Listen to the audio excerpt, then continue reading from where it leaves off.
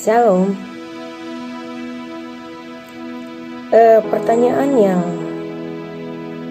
pernah saya dapatkan dari seseorang adalah bagaimana saya benar-benar hidup untuk Kristus. Ini banyak orang Kristen yang kadang bingung bagaimana dia harus hidup buat Kristus. Dan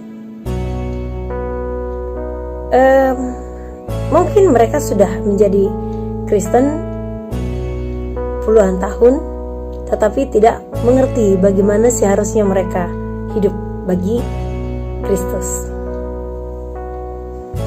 Pertanyaan ini sebenarnya pertanyaan yang normal-normal saja sih kalau menurut saya ya. Banyak anak-anak Tuhan yang mengandalkan yang namanya daging untuk menyenangkan hati Tuhan. Bingung ya? Mengandalkan daging untuk menyenangkan hati Tuhan. Kok bisa sih? Mengandalkan daging untuk menyenangkan hati Tuhan. Padahal firman Tuhan berkata, semua yang dari daging adalah dosa. Semua yang dari daging adalah dosa.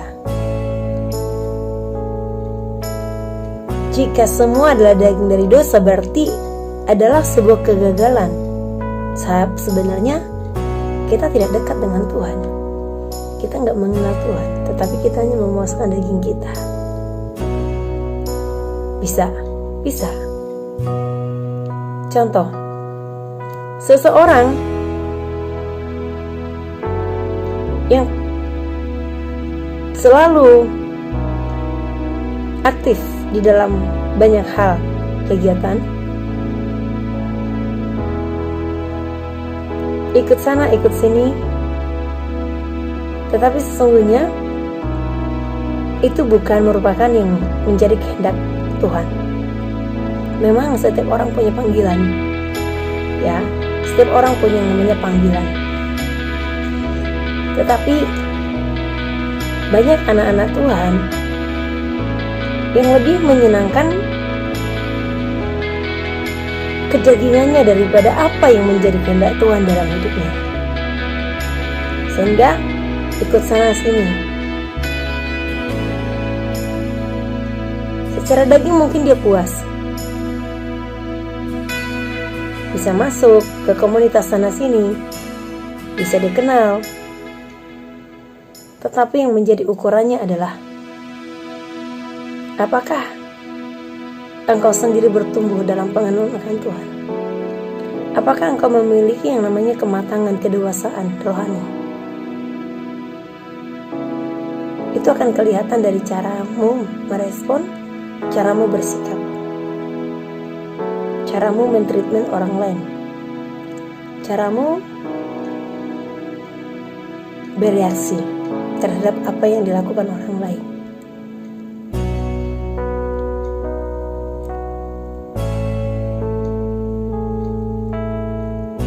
Itulah sebabnya banyak orang baik, tetapi sesungguhnya itu tidak berarti apa-apa.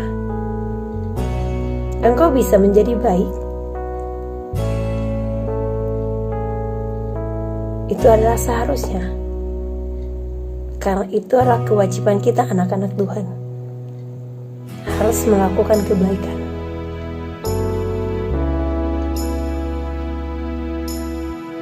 Kebaikanmu tidak akan bisa menyelamatkan.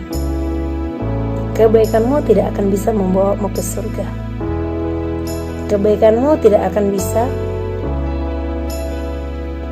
engkau memiliki yang namanya hidup kekal.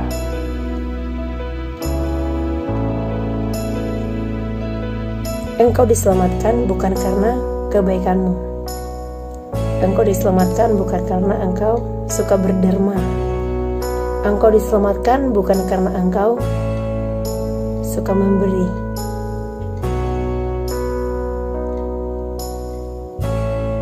Tetapi engkau diselamatkan karena kasih karunia.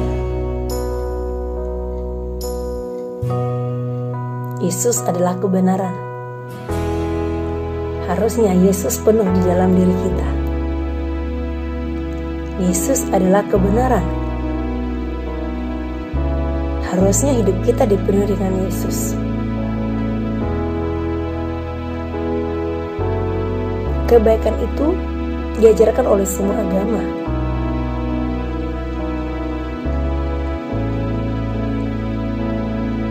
Kepercayaan atau iman itu dimiliki semua agama. Jadi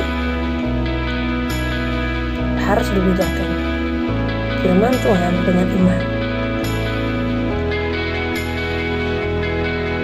Jangan kita pernah memakai kebaikan untuk menyenangkan hati Tuhan.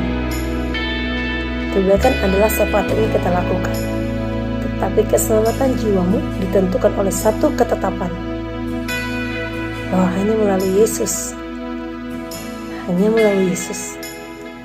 jalan keselamatan dan hidup. Di dalam Yesus ada kebenaran, di dalam Yesus ada kehidupan. Tidak ada jalan lain. Tuhan Yesus buat semua orang. Jika Tuhan Yesus telah mengalahkan kematian, bangkit dan hidup, kembali kepada Bapa yang mengirimkannya dari surga, siapa lagi kalau bukan Yesus yang membawamu kembali kepada Bapa penciptamu?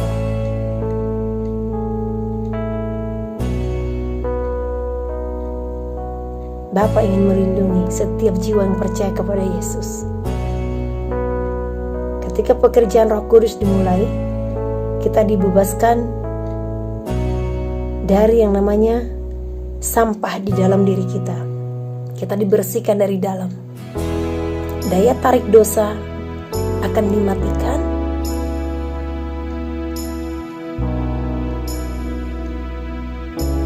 Tidak masalah dosa selalu tersaji di hadapan kita, tetapi percayalah, firman-Nya berkata, dalam segala perkara engkau dapat menanggungnya, karena Tuhan Yesus yang memberikan engkau kekuatan, sehingga engkau melewati dan selalu berada di atasnya.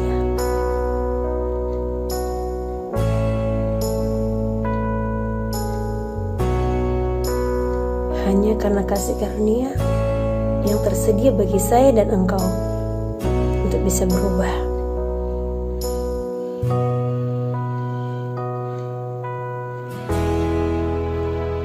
Kiranya roh pengertian semakin diberikan kepada setiap kita, bahwa keselamatan jiwamu itu yang paling penting.